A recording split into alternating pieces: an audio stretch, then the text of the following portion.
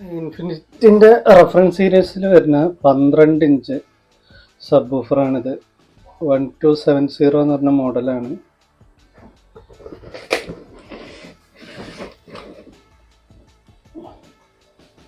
ഈ 275 വാട്ട്സ് വരുന്ന car sub വൂഫറാണ് കേട്ടോ.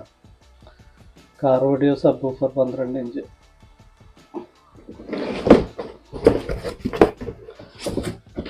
ഇത് ഇവർ പറയുന്നത് 25 ഹെർട്സ് തൊട്ട് വർക്ക് ചെയ്യുന്നുള്ളതാണ്.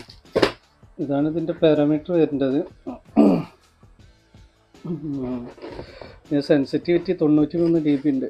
അത് ഭയങ്കര സംഭവം തന്നെയാണ്. അത്രയും SP കിട്ടുക എന്ന് പറഞ്ഞാൽ. പക്ഷെ നല്ല ലൗഡായി വർക്ക് ചെയ്യും. കുറഞ്ഞ വാട്ടേജിൽ തന്നെ 275 വാട്ട്സ് RMS, പിന്നെ 25 to 175 ഹെർട്സ് വരെ വർക്ക് ചെയ്യുന്നുള്ളതാണ്. ഇത് കാർ സബ് വൂഫർ ആയതുകൊണ്ട് കാറിൻ്റെ അകത്ത് നിന്നായിരിക്കും ഇതൊക്കെ. നമ്മൾ വീട്ടിലേക്കുള്ള വീട്ടിലേക്ക് വരുമ്പോൾ നമ്മൾ വീട്ടിലേക്കുള്ള സബ് വൂഫറുകൾ വേറെ ഉണ്ട്, ഹോം ഓഡിയോ സബ് വൂഫറുകൾ എന്ന് പറഞ്ഞിട്ട്. പക്ഷേ അതിനേക്കാളും നല്ല വില കൊടുക്കണം. അതുകൊണ്ടാണ് നമ്മൾ ഇതൊക്കെ വീട്ടിൽ ഉപയോഗിക്കേണ്ടത്. പിന്നെ ഇതിനകത്തൊരു ബോക്സിൻ്റെ ഡിസൈൻ അവർ കൊടുത്തിട്ടുണ്ട്. ഇതൊക്കെ കാറിൻ്റെ അകത്തേക്ക് കേട്ടോ. നമ്മൾ വീട്ടിൽ വെച്ച് കഴിഞ്ഞാൽ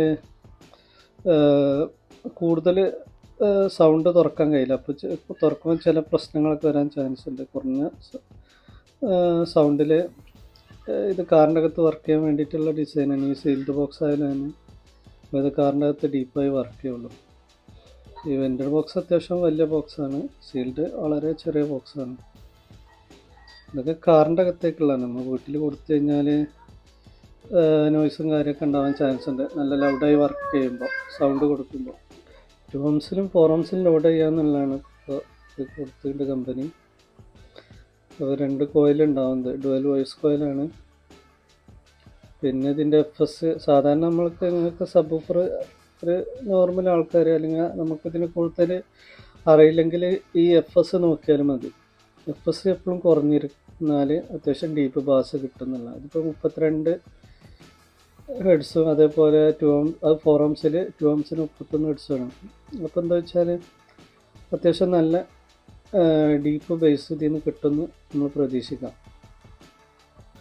പിന്നെ നല്ല എക്സ്മാക്സ് ഉണ്ട്, നല്ല രീതിയിൽ ഫോണ് തരാം.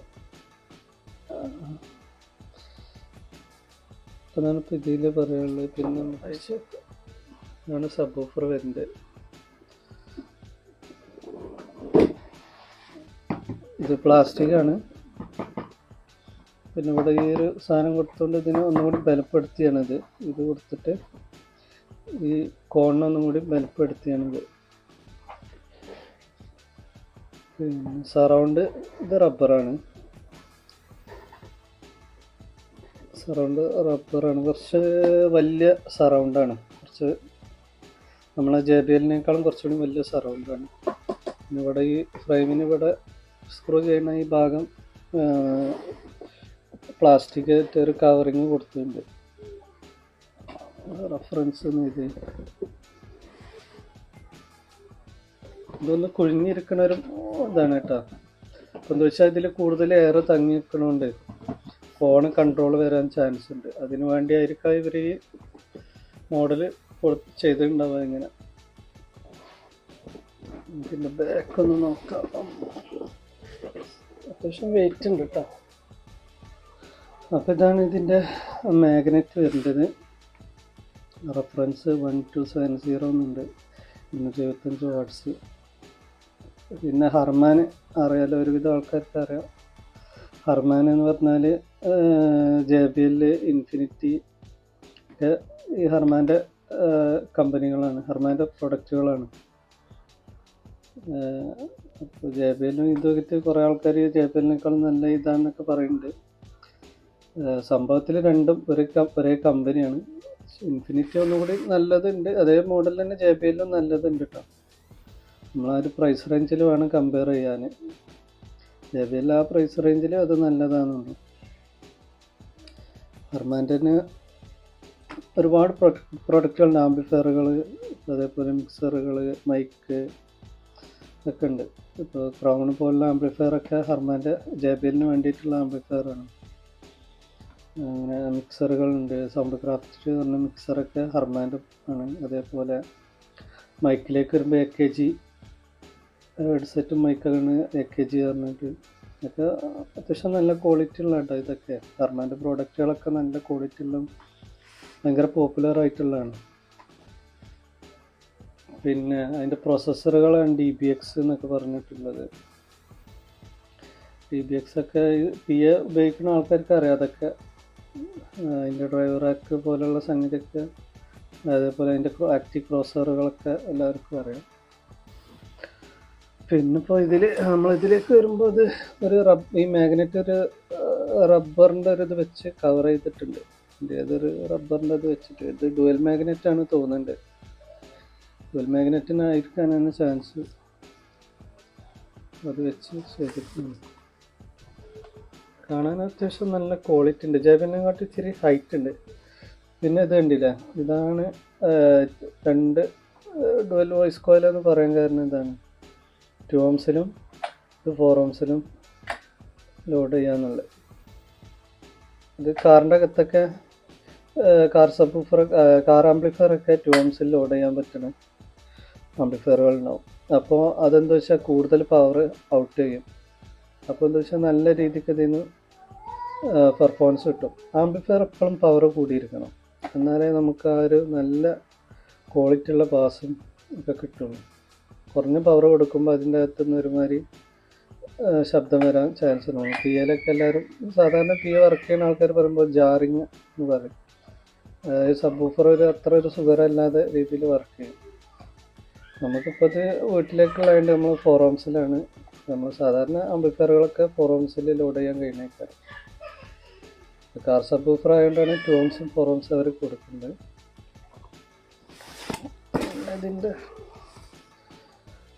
പിന്നെ എടുത്ത് പറയേണ്ടത് ഇതിൻ്റെ സ്പൈഡർ തന്നെയാണ്. ഇത് നല്ല ക്വാളിറ്റിയാണ്. കണ്ടില്ലേ, നല്ല ക്വാളിറ്റി ഉള്ള സ്പൈഡറാണ്, നല്ല ബലമുള്ള. എന്താ വെച്ചാൽ ഇതിൻ്റെ കോൺ മൂവ്മെൻറ്റ് നല്ലൊരു, അതായത് നമ്മളെ ഈ പേപ്പർ കിടന്ന് ചാടുമല്ലോ, അത് നല്ല രീതിയിലൊരു കൺട്രോൾ ഉണ്ടാവും. ഇത്ര ബലമുള്ള സ്പൈഡർ വരുന്നുണ്ട്. പിന്നെ 2 കോയിലിനും ടെർമിനലിലേക്ക് വരുന്ന വയറാണിത്. ഇവിടെ ഒരു ചെറിയ ബോർഡ് വെച്ചിട്ട് ആ സ്വിച്ച് അതിനൊക്കെ കൊടുത്തേക്കാണ്. 2 കോയിലും കൂടി ഇവിടെയാണ്. വ്യക്തമായിട്ട് കാണുന്നില്ല.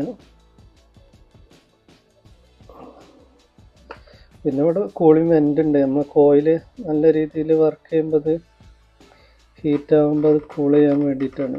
അതിൻ്റെ അകത്തുകൂടി കോയിൽ കാണാം, എത്രത്തോളം കൃത്യമായി കാണാമെന്ന് പറയുന്നു. കണ്ടില്ലേ, കോയിലാണ് കാണേണ്ടത്. അത് കോയിൽ ഹീറ്റ് ആകുമ്പോൾ തണുപ്പിക്കാൻ വേണ്ടിയിട്ടാണ് ഈ വെൻറ്റുകൾ ഇതില്ല. മൂവ് ചെയ്യുമ്പോൾ അങ്ങനെ